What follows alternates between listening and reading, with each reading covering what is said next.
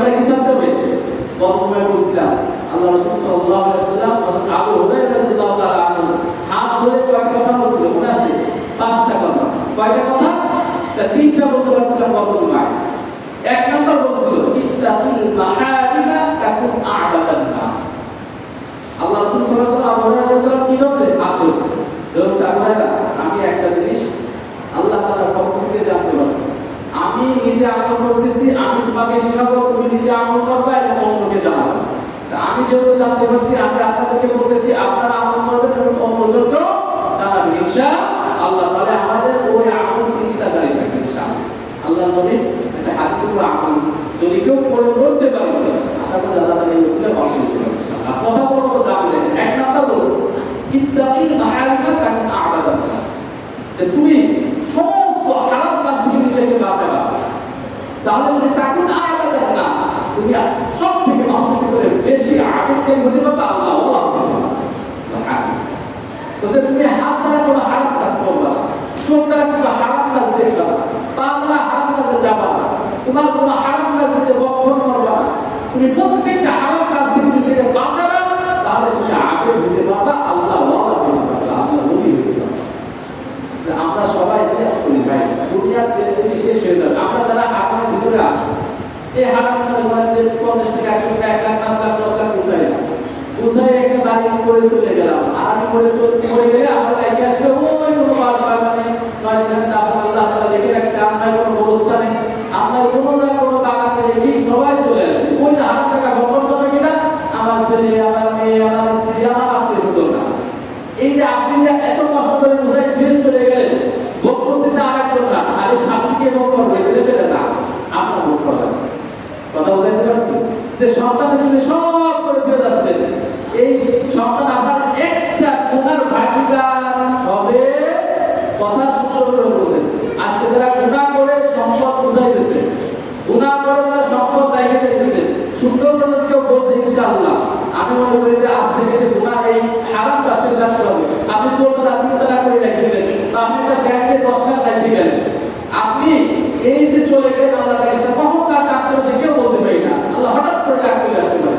এই সব তো আমার সন্তান খাইতেছে, আমার স্ত্রী খাইতেছে, আমার মেয়ে খাইতেছে, আত্মীয়-স্বজন খাইতেছে। তা একটা গুনার ভাগ আমার সন্তান নেবে না, আমার স্ত্রীও নেবে না, আমার আত্মীয়-স্বজন নেবে না, সব আমার গ্রহণ করতে হবে। তাহলে ফায়দা কি হলো? শেষ করতে হবে কি দাঁড়ানো? শেষ করতে হবে সব যা করতেছে আমারই ভোগ করা লাগে, দুনিয়ায়ও আখিরাতেও। আপনার গুনার ভাগটা কেউ হবে না। আমি যতবার যাবা তোর জন্য তো বাস্তা করে দিয়েছিলাম, তোরেই তো গাড়ি কিনে দিয়েছিলাম, তোরেই তো এত সুন্দর একটা বিয়ে দিয়েছিলাম, এত চাকরি করে ঢোল ঢোকা বানায়, হ্যাঁ বক্সে আইনে টাইনে কত কিছু সব কি হাত ধরে কত দিন করলাম। তো তুই আজকে তো আমার 5টা এই গুনার কারণে তাই কিছু জানতে তুই আমার অর্ধেক নিয়ে আবার জানলাম তো বাঁচতে পারবো। ছেলে কবে কি রাখবে কি না তোমার কি হবে? আমার বাচ্চা কথা না বারবার বলছি ইয়াউমা ইয়াফিরুল মার'উ মিন আখিহি ওয়া উম্মিহি ওয়া আবিহি ওয়া সাহিবাতিহি ওয়া বানিহি লিকুল্লি ইমরিইন মিনহুম ইয়াওমাইযিন শা'নুন লিকুল্লি ইমরিইন মিনহুম ইয়াওমাইযিন শা'নুন। তো ভাই ভাইকে চেনে না, সন্তান মাকে চেনে না, মা সন্তানকে চেনে না, পিতা সন্তানকে চেনে না, সন্তান পিতাকে চেনে না, বন্ধু বান্ধব যে বন্ধুকে আজকে ছাড়া এক পাও লড়তে পারি না, দোস্ত তুমি কোথায় তাড়াতাড়ি আসো। যে বন্ধু ফালাই করে গুনাহ করতেছি, হ্যাঁ হারাম কাজে লিপ্ত হচ্ছি, ওই বন্ধু আমাকে কি রাখবে তোমার স্ত্রী। কিন্তু আপনার সাথে ওই জাহান্নাম দেখলি দুনিয়াতে আগুন ধরে গেছে, এটা ভিতরে বলে করে সাপোজ এই জায়গায় আগুন ধরে গেল, এখন ওই কিরা বন্ধু আর কিরা কি ওই নিজের জান নিজে বাঁচাবো। দেখেন না কত সময় সন্তান ধুলে লাভ দিচ্ছে, সন্তান পিতাকে লাভ দিচ্ছে, এরকম কত ঘটনা আমাদের সাথে। দুনিয়ার আগুন ভিতরে কেউ এত ভয় করে, আল্লাহ তাআলা বলতেছে যে 100 ভাগকে আবার 1 ভাগ করা হয়েছে, ওই 1 ভাগকে আবার 100 ভাগ করে 1 ভাগে দুনিয়ায় দিছে আগুন। তার অবস্থা যদি এমন হয় তাহলে জাহান্নামের আগুন থেকে আমরা আপনার অবস্থা কি হবে? এজন্য ভাই হাত পায়ে ধরে জোর হাত করে বলে আপনার গুনাহ করে না ভাই, হাত দিয়ে না, হাত থেকে সরে আসে। আল্লাহ তাআলা আমাকেও বাঁচায়, আপনাদের সবাইকে না। তাহলে এক নম্বর কি বললাম? যদি আপনি আমলে মজা পাইতে চান, নামাজে মজা পাইতে চান, আপনার আযান শুনলে নামাজে আসতে মন চাবে কখন? যখন আপনি হারাম ছাড়তে পারবেন। 2 নাম্বার বলছিলাম যে ওয়াক্কা বিমা কাসাম আল্লাহু লাকা তাকি আওলান নাস। আল্লাহ রাসূল সাল্লাল্লাহু আলাইহি ওয়াসাল্লাম বলতেছে, আবু হুরায়রা, আল্লাহ তাআলা তোমাকে যা দিয়েছে, যা তোমার জন্য বন্টন করছে, তুমি এর প্রতি খুশি থেকে বলবা আলহামদুলিল্লাহ, তাহলে তুমি কি হতে পারবা? তাকুন আওলান নাস, মানুষের ভিতরে সবথেকে মনের দিক থেকে তুমি ধনী হতে পারবা। সুবহানাল্লাহ। আপনাকে আল্লাহ যা দিয়েছে, ব্যবসা করতেছেন, আজকে 1000 টাকা লাভ হয়েছে, আলহামদুলিল্লাহ। কালকে 500 টাকা লাভ হয়েছে, আলহামদুলিল্লাহ। পরের দিন 100 টাকা লস হয়েছে, আলহামদুলিল্লাহ। যদি এইভাবে চলতে পারেন, আল্লাহ রাসূল সাল্লাল্লাহু আলাইহি ওয়াসাল্লাম মানুষের সবথেকে ধনী মনের মানুষ হতে পারবে। সব কাজে লস হইল আলহামদুলিল্লাহ, লাভ হইল আলহামদুলিল্লাহ, খাইছেন আলহামদুলিল্লাহ। এই আলহামদুলিল্লাহ শুকরিয়া আপনি আপনার নিজেকে অভ্যস্ত করেন, প্রত্যেকটা কাজে শুকরিয়া আদায় করেন। এক গ্লাস পানি, এক ঢোক পানি খেয়েছেন, বলেন আলহামদুলিল্লাহ। আরে ভাই, কত মানুষ যারা কিডনির সমস্যা ভোগে, ডায়ালিসিস করা হয়, পানি খাইতে দেয় না ভাই, পানির জন্য চিল্লাইতে থাকে, পানি খাইতে দেয় না। আমি আপনি পর্যাপ্ত পরিমাণ পানি খাইতে করতেছি, একবার এক গ্লাস পানি খেয়ে বলছেন আলহামদুলিল্লাহ, আল্লাহু তাআলা শুকর আলহামদুলিল্লাহ। কয়দিন বুঝি বলেন আল্লাহ তাআলা সুস্থ রাখছে, বলেন আলহামদুলিল্লাহ। অসুস্থ হন না, এই জন্য অনেকে বলছেন না সুস্থতার কত দাম। এজন্য প্রত্যেকটা কাজের শেষে বলেন আলহামদুলিল্লাহ। পারবেন তো ইনশাআল্লাহ? এই আমরা আজকে চালু করবেন তো ইনশাআল্লাহ? ভালো কাজ আল্লাহর নাম দিয়ে শুরু করবো, পারবেন তো ইনশাআল্লাহ? ওই কাজে বলছে আল্লাহ রাসূল বলছে, যে কাজে আল্লাহর নাম দিয়ে শুরু করবে না, যে কাজ, ওই কাজে বরকত নাই, ওই কাজে কি নাই? বরকত নাই। এজন্য আমরা আল্লাহর নাম দিয়ে কাজ শুরু করবো, শেষে আল্লাহ তাআলার প্রশংসা করবো, আলহামদুলিল্লাহ আলহামদুলিল্লাহ আলহামদুলিল্লাহ। আল্লাহ তাআলা বলেন, লা ইন শাকারতুম লাযীদান্নাকুম ওয়া লা ইন কাফারতুম ইন্না আযাবি লাশাদীদ। তোমরা যদি শুকরিয়া আদায় করো, তোমরা এক গ্লাস পানিকে আলহামদুলিল্লাহ শুকরিয়া আদায় করছো, আমি তোমাকে আরো 10 গ্লাস খাওয়ার ব্যবস্থা করে দেব ইনশাআল্লাহ। কথা বলে বরকত দিলেন আল্লাহ, কে বলে? আল্লাহ তাআলা।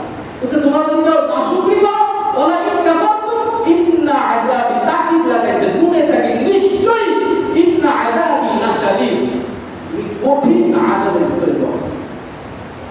এজন্য ভাই, প্রত্যেকটা কাজ আল্লাহর নাম দিয়ে শুরু করবো, লাস্টে শুকরিয়া আদায় করবো। 3 নম্বরে বলছিলাম ওয়া আহসিন ইলা যালিকা তাকুন মুমিনা। আপনি আপনার পাড়া প্রতিবেশীর সাথে, আত্মীয়স্বজনের সাথে ভালো সম্পর্ক রাখবেন, ভালো ব্যবহার, আচার ব্যবহার ভালো করবেন, তাহলে কি হবে? তাকুন মুমিনা, প্রকৃত মুমিন হইতে পারবেন, প্রকৃত মুমিন হইতে পারবেন। আপনার ঘেরের পাশে একজনের ঘের, একটু আপনার একটু ইজাজত হচ্ছে যে ভাই আপনি এই পথ থেকে যাবো, আপনি ঠিক আছে ভাই যান, কোনো সমস্যা নেই, দেখবেন তার অন্তর থেকে তার দোয়া পাবেন। কথা বুঝতে পারছি না? আপনার বাড়ির পাশে একজনের পান, এখন তার রাস্তাটা আপনার বাড়িতে ঢুকে গেছে বা আপনার রাস্তাতে সে চাইতেছে, একটু সুযোগ যদি আপনি করে দেন, আল্লাহ চাই তো এই ওসিলা করে, এই ওসিলা করে ফুল সিরাতের রাস্তা আল্লাহ আপনাকে সহজ করে দিন ইনশাআল্লাহ। আমরা যদি এখন এই সমস্ত জিনিস ফুটি ভেঙে পাড়া ভেঙে সাত শুধু দেন যে আমরা ব্যস্ত থাকি। এজন্য ভাই, আল্লাহ রাসূল সাল্লাল্লাহু আলাইহি ওয়াসাল্লাম আবু হুরায়রা হাত ধরে বলতেছে, ওয়া আহসিন ইলা যালিকা তাকুন মুমিনা। তুমি পাড়া প্রতিবেশী আত্মীয়স্বজনের সাথে ভালো সম্পর্ক রাখবা, ভালো কথা। যেমন ইন্তেকালের পরে দোয়া চা না লাগে, ওই লাশ সামনে দিয়ে সবাই মাফ করে দিয়েছেন তো, সবাই দোয়া করবেন তো, এই এমনিতেই দোয়া করবেন। আপনি যদি ভালো মানুষ হন, শোনার সাথে সাথে ইন্না লিল্লাহি ওয়া ইন্না ইলাইহি রাজিউন, লোকটা কত ভালো ছিল, আল্লাহ তাআলা জান্নাতুল ফিরদাউস দান করুন। মুখ থেকে এমনি বের হবে যদি আপনি ভালো হন। আর আপনি যদি ভালো না হন, তাহলে হাজার বার সবাই মাফ করে দিয়েছে, ওই অন্তর থেকে আর বের হবে না। এটা আপনার ভালো হতে হবে। আপনি ভালো কিছু করলে সারা জীবন অবশ্যই মানুষ আপনাকে মনে রাখবে। আপনার যদি দোয়া করতে থাকবে, দোয়া চাওয়া রাখবে, দেখি আপনার ব্যবহার দ্বারা, কাজের দ্বারা মানুষকে এমনি দোয়া করবে। ঠিক আছে ইনশাআল্লাহ? 4 নম্বর আসছে, 4 নম্বর আল্লাহ রাসূল সাল্লাল্লাহু আলাইহি ওয়াসাল্লাম বলেছে, 4 নম্বরে তুমি তোমার নিজের জন্য যেটা পছন্দ করবা, তোমার অপর ভাইয়ের জন্য একই জিনিস, একই খাবার পছন্দ করবা, তাহলে তুমি কি হতে পারবা? তাকুন মুসলিমা, প্রকৃত মুসলমান হইতে পারবা। কথা বুঝাইতে পারছি? আমি একসাথে একটা জিনিস দিব, আমি যে জামাটা কিনছি একই জামা তাকে দেওয়ার চেষ্টা করব। একই জামা, আমি যে খাবারটা খাইতেছি একই খাবার তাকে দেওয়ার চেষ্টা করব। অনেক সময় দেখা যায় অনেক বাড়ির কাজের লোক যারা থাকে, ওদেরকে ওই গন্ধ বসায় খাবার দেয়, নিজেরা কোনো মশলা তার সামনে খাইতেছে, এই কাজগুলো করবে। আল্লাহ তাআলা আপনাকে আপনাকে তাওফিক দিয়েছে খাওয়া, আপনাকে দেয় নাই, এটা একটা পরীক্ষা আপনাকে দেন কিনা। আল্লাহ তাআলা তার মনের পরীক্ষা নিতেছে। একটা প্রবাদ আছে যে মন বুঝে আল্লাহ ধন দেয়, আপনার মন বুঝে আল্লাহ তাআলা একটু ধন দেবে। আল্লাহ দিছে কাহিনীতে বেশি কাহিনী লাগবে না। আজকে কোটিপতি, কালকের ফকির, কালকের ফকির আজকের কোটিপতি, বাইরে হয় না। তার সময় দিন চলতে যাবে, আল্লাহ তাআলা বদলাই দিবে। এজন্য ভাই নিজের জন্য যেটা পছন্দ করবেন, অন্যের জন্য সেটা পছন্দ করবেন, তাহলে আপনি প্রকৃত মুসলমান। 5 নাম্বার আসে ওয়ালা তুকসিরু যিহকা ফাইন্না কাসরাতু যিহকি তুরিদুল গারব। আবু হুরায়রা রাদিয়াল্লাহু আনহু হাফেজ রাসূল 5 নাম্বার যে ওসিয়ত করেছেন যে তুমি বেশি হাসবা না, ওয়ালা তুকসিরু যিহকা, তুমি বেশি হাসবা না। ফাইন্না কাসরাতু যিহকি তুরিদুল গারব, তুমি বেশি হাসো তাহলে তুমি তো তোমার অন্তর পড়ে যাবে। তোমার অন্তর কি হয়ে যাবে? মারা যাবে। অন্তর মারা গেলে কি হবে? তখন ঠিকই অন্তরে করতে ইচ্ছা করে না। অনেকে বলে না যে অন্তর মরে গেছে, ওর ভালো কাজ আর ভালো লাগে না, আল্লাহ তাআলা স্মরণ ওর অন্তরে আর আসে না। এজন্য ভাই আমরা বেশি হাসবো না। আল্লাহ রাসূল সাল্লাল্লাহু আলাইহি ওয়াসাল্লাম বেশি কাঁদতো, সাহাবায়ে বেশি কাঁদতো। কবরস্থানের পাশ থেকে গেলেই কাঁদতে শুরু করতো। আহা, আমারও তো চলে যেতে হবে, আমারও তো এখানেই থাকতে হবে। কত রাজা বাদশারা তাদের ওই অট্টালিকা ছেড়ে ওই মাটির তলে, যারা এখন মারা গেছে বৃষ্টির সময়, ফিরাই দেখা যায় কবরের মাটি ফিরে গেছে শেষে শেষে দেখা যায় যে অনেকের কবরে যে 1 বিঘা কারো 1 খাপ পানির ভিতরে রাখি চলে আসতে দিচ্ছে। ভাই এই তো দুনিয়ার জেনে, এই তো দুনিয়ার জেনে। কেউ যদি এভাবে চিন্তা করে যে প্রত্যেক দিন আমার কোথায় যাইতে হবে, আমার কর্তব্য কোথায়, কেউ যদি প্রত্যেক দিন এইভাবে চিন্তা করে, আমি আশা করি সে নামাজ ছাড়তে পারবে না, সে গুনার ভিতরে যাইতে পারবে। কয়দিন ফিকির করি আমি কোথাও থেকে আসছি, কোথায় যাব। এই জন্য এই কাজটা বললাম, সময় শেষ, সবাই কিন্তু আবার ঘুরাই করতে পারলাম।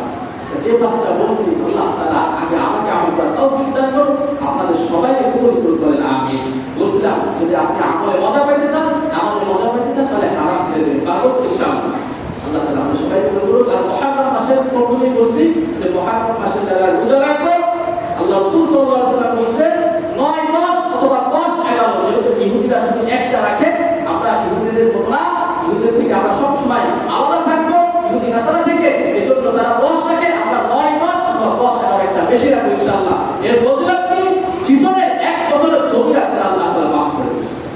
আবার কি হবে আসছে যে এক একটা রোজার ওসিলায়, এক একটা রোজার বদলা বলছে 30টা রোজা রাখলে যে সওয়াব হয়, আল্লাহ তাআলা আমার আমলনামায় দিয়ে দিয়েছেন। এজন্য যাদের সুস্থ আছে, রোজা রাখলে আর শরীর ভালো থাকে, আমরা সবাই চেষ্টা করি ইনশাআল্লাহ। আর একটা যে বর্জনীয় কাজ করে মুহররম মাসে দেখা যায় যে আমরা সবাই ওই যে আহত নিজেকে যে আহত করে, শরীরকে শরীরের উপরে চাপতে পারে, কাইটে ফেলায়, এগুলো হাতে একেবারে হারাম। এগুলো কেউ করবো না, দেখতেও যাবো না, উৎসাহ দেবো না, এর থেকে আমরা বিরত থাকি। আচ্ছা ভাই, কোন হাদিসে আপনারা পাইছেন যে নিজের শরীর নিজে কাটা যাবে, নিজের রক্ত নিজে কাইতে ইচ্ছা করে, অনিচ্ছা মানে ইচ্ছা করে যে নিজের শরীর থেকে নিজের রক্ত ঝরে গেছে, এরকম কোথাও কোনো হাদিসে পাবেন না। যারা এই সমস্ত করে এগুলো বাড়াবাড়ি করে, আবেগ দিয়ে ইসলাম চলে না। বিবেক দিয়ে শরীয়তে কি বলছে সেই দিয়ে আমরা ইনশাআল্লাহ সামনে আগাবো। আল্লাহ তাআলা সবাই কবুল করুন, আমিন। আর বেশি বেশি ইস্তিগফার করো, ইস্তিগফারে আমল বাড়াই দেবো। আল্লাহ তাআলা যে এই জবাবদারি কথা প্রবীণ করলো, আগে আমাকে আমল করার তৌফিক দান করুন, আপনাদের সবাইকে কবুল করুন, আমিন। ওয়া আখিরু দাওয়ানা আলহামদুলিল্লাহি রাব্বিল আলামিন।